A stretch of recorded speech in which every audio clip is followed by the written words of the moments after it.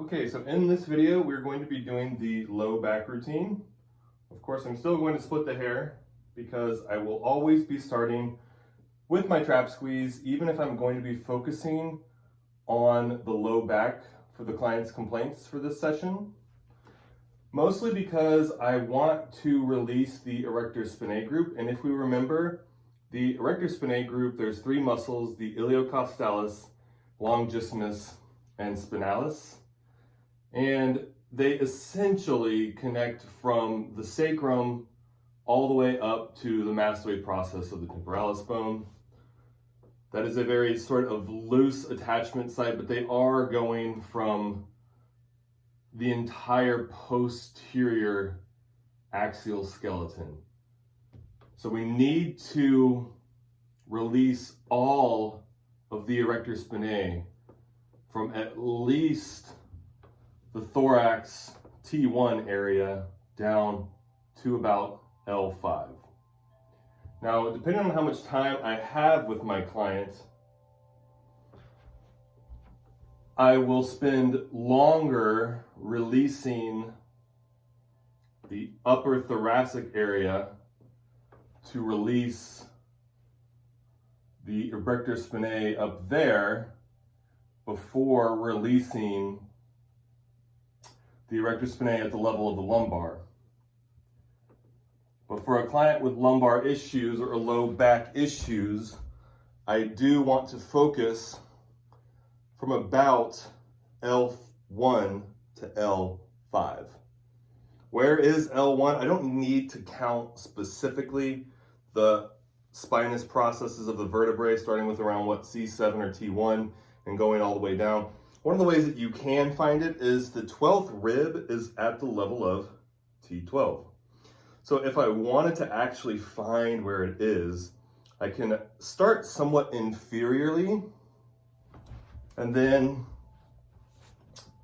push superiorly until I find where I think I feel bone, which would be the 12th rib. What I'm really trying to do is find the area between this rib 12 right here and the posterior iliac crest, which is not visible on this skeleton, unfortunately. So I'll just kind of start in this general area to try to find where rib 12 is. And even then, I would do that if I'm trying to get super specific, but in a quick 5 or 10 minute massage for low back issues, I'm just going to start after I've done my double palm press or double fist press all the way down.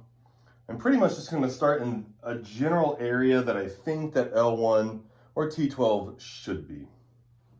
So I've already done my double palm presses down. If I wanted to get a little more specific, I could do a single palm press on one side. Remember to keep your spine straight, and in keeping your spine straight, how I'm going to do that is, if I'm using my right hand, I will have my left leg forward. So remember, as I get down to around the level of T12, L1, I don't want to hyperextend my wrist to apply pressure. So I can switch to my fist, my knuckles, or if I'm capable of taking an even deeper lunge, I can use my forearm. As I get down there and sort of loosen up the Erector Spinae on this side with broad, flat pressure, I'm going to want to get specific. Now, I specifically want to target the Erector Spinae group in about 3 columns because there's 3 muscles. The spinalis is going to be in the lamina groove, which is the area between the spinous process and transverse process. Longissimus is going to be in the area of about the transverse processes and where the transverse processes meet the ribs. And then longissimus, or iliocostalis, will be the most lateral Erector Spinae, and that's going to start around the posterior iliac crest and go up to ribs 1 through 12. Now, I won't be addressing the area of ribs 1 through 12 because I should have already essentially done a little bit of work to loosen that up. So now what I'm going to be focusing on is that lamina groove. And remember that there's a very large thoracolumbar aponeurosis, or now called the thoracolumbar fascia in your anatomy books. And to work through that with just one thumb or just one finger or just one knuckle is going to be really difficult on your hands and fingers for an extended period of time. So what we're going to do is we're going to stack the joints of our thumbs and do two hands helping whenever possible. So I'm going to find this general area, stack my thumbs, and then lean into it. And then I'm going to move down one thumb width and press down into it again. Remember to take your time with this area because we want to coax the muscles to relax. We don't want to force them to submit to our touch, meaning that slow and steady really does win the race in massage. If the muscles don't have time to respond to my touch, then I cannot coax them to relax. So the longer and slower that I go, the better of a chance I have at that area getting released. Usually I'll spend, if I have enough time, I will do an extra row or an extra pass along that first line. This first line is in that lamina groove between the spinous process and transverse process. So basically right next to those spinous processes. The reason why I would do a second pass here is because of the Transversospinalis Group. Transversospinalis, specifically the multifidi and rotatories that are in this area, which pass from the transverse processes to the spinous processes, transversospinalis. And they are doing essentially the same action as the Erector Spinae, and as far as extension of the spine, they also rotate the spine. So all I'm going to be doing is an extra pass if I have the time in the lamina groove. If I don't have the time, then I will move to the next row of pressure. So all I'm going to do is move one thumb width laterally. So here I started, and now here I go for the next row down. And I'm going to do the same thing about the area of T12 and move inferiorly until I get to the posterior iliac crest. That first row that I did, I went down until I hit about the level of the sacrum. After I do the second row, down until I hit the iliac crest, posterior iliac crest. I'm going to come back up to that 12th rib, possibly, depending on the size of your client, depending on the size of your thumbs, and do a third row for the iliocostalis muscle, which targets specifically the most lateral erector spinae. And I'm going to do the same thing. Start at that 12th rib and just move inferiorly in thumb width intervals, about 3 to 5 seconds per interval, or longer if you have longer. 8 to 12 seconds is what NMT recommends. And that's really it for low back erector spinae transversospinalis treatment. Now the next muscle that I want to treat is going to be deep to the erector spinae, which is going to be Quadratus Lumborum. So Quadratus Lumborum is that hip hiker. It elevates the hip, which you do when you are walking upstairs or walking up a hill.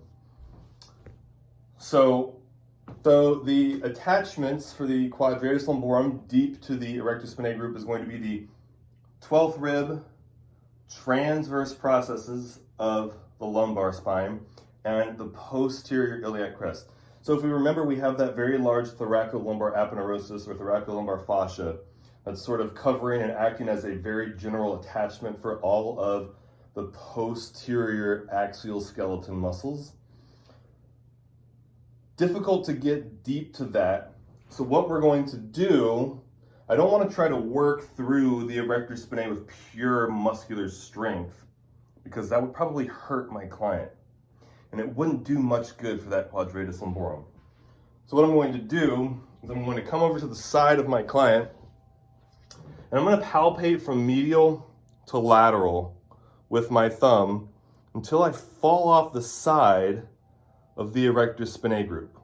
So it should feel somewhat like a speed bump, and obviously this video is not going to do a great job of showing you that actual level discrepancy that I'm feeling.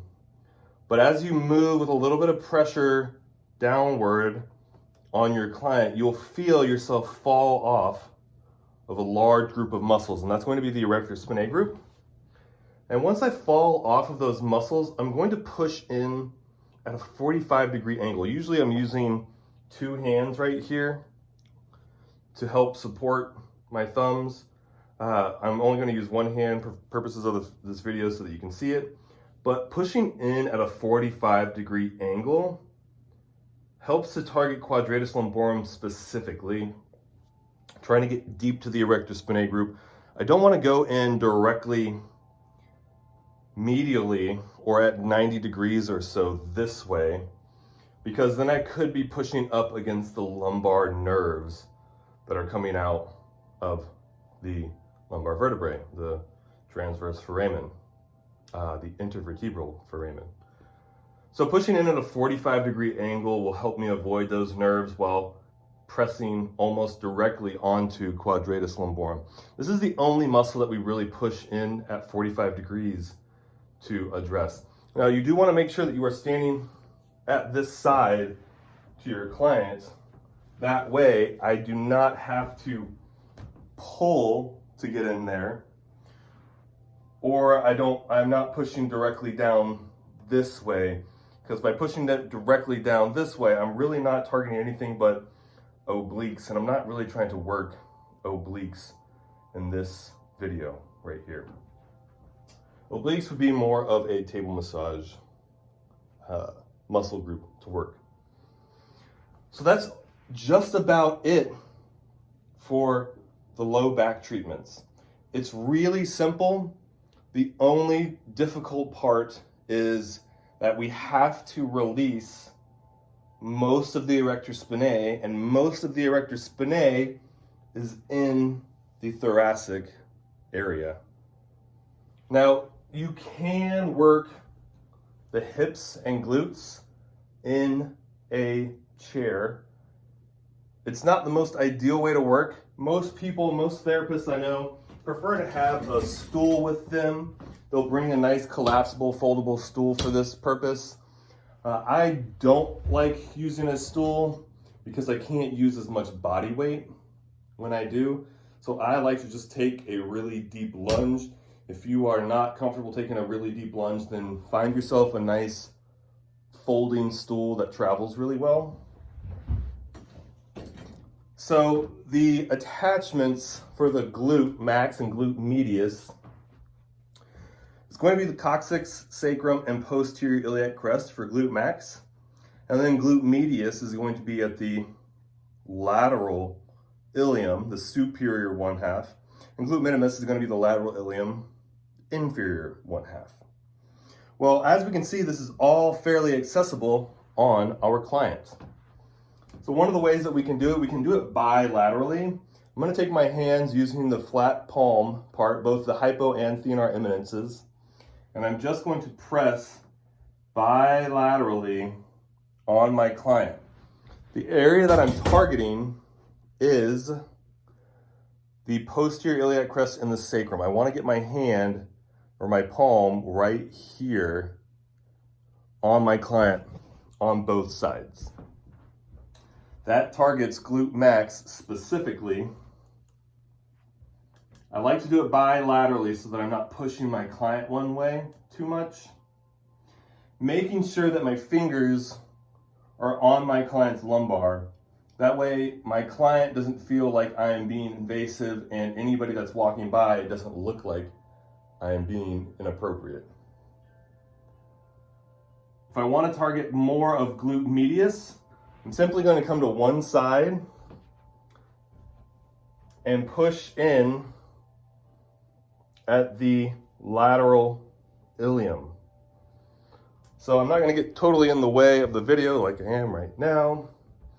but I'm still gonna have usually my opposite leg forward, depending on the situation. Now, if my client needs heavier pressure here, I can have one of the few times that I can do the same leg forward as I'm using for my pressure as the one that's the arm that's applying the pressure, by putting my elbow into my hip to act as leverage to get a heavier pressure into glute medius or even into glute max. I don't usually prefer that because that will not keep your spine straight. So it's not something that you should be doing for an extended period of time, but it is a way to add extra pressure without using extra muscular strength. And then we can just do that same treatment on the opposite side. Opposite leg forward, pushing in to the area of glute medius, glute minimus, and glute max. If you wanted to get more specific to treat something like piriformis syndrome, you can hook around the sacrum. So piriformis is going to be attaching on the anterior surface of the sacrum, right here. And then it does go down and attach to the greater trochanter of the femur, right over here. So the greater trochanter is palpable on my client, but I'm really not going to try to get there. But I can wrap around and underneath the sacrum to attempt to get to a little bit of the anterior portion to get just a little bit of piriformis more specifically, instead of just working broad and flat through glute max. Usually I would use 2 thumbs, making sure that my fingers are tucked up here, wrapping underneath the sacrum to target piriformis specifically. And that's it for the low back routine. I typically don't try to focus specifically on the low back unless I have at least 10 minutes for a massage, because I need to release the Erector Spinae and spend time doing that. I cannot rush releasing a group of muscles that spans the entire posterior axial skeleton. So thanks, y'all, and I will see you next week.